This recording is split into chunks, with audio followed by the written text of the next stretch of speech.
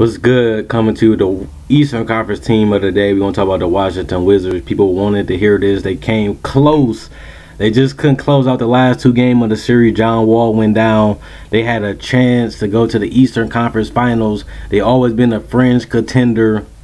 They always been a good team.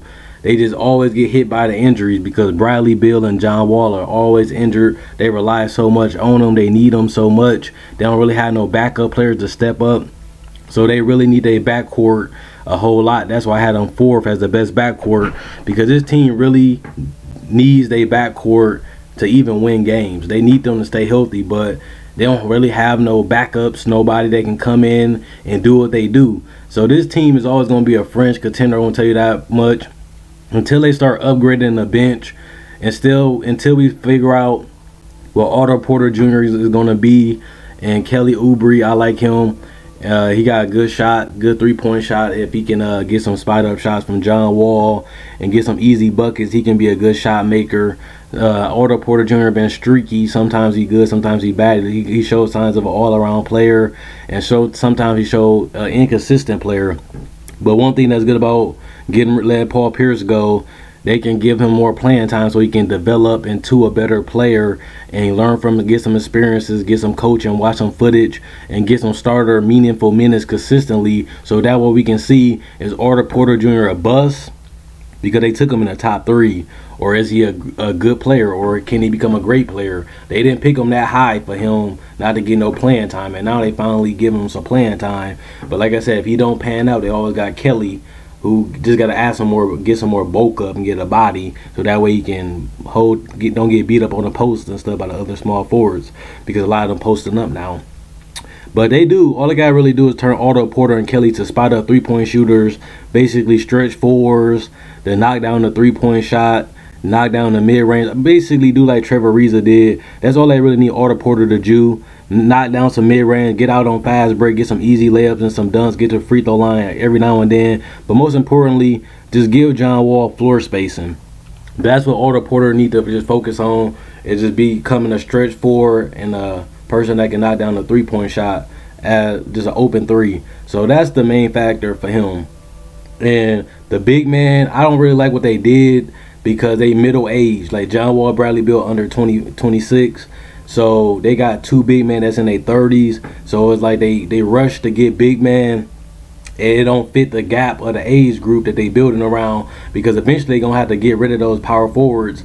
And John Wall and Bradley Beal going to be in the prime of their career. So they're going to either have to rebuild the big man rotation, or either they're going to have to just take a gamble on free agency when the Nate go off and sign another power forward in the future, because nobody wanted the Nate. They were shopping on, but nobody wanted them. And he getting paid $13 million. That's probably an untradeable contract because he been inconsistent himself. But I think the Wizards are going to be pretty much a playoff lock this year. I think they're going to make the playoffs. I don't really think they're going to do that much because I don't really know what to expect from Kelly. I don't know what to expect from Otto. Nene been inconsistent. John Wall and Bradley Beal, one of them was always injured, so you know you're going to lose at least 20 games guaranteed. And they rely so much on them. They don't really have no backup point guard, no backup shooting guard that I trust. Even if they do get injured, they help them out. I don't think this team is contending. I feel like they should have just rebuilt, like I made a video. I feel like they should just stayed in the lottery. I don't think they should have went for the playoffs, because now they're in a situation where they got two aging big men.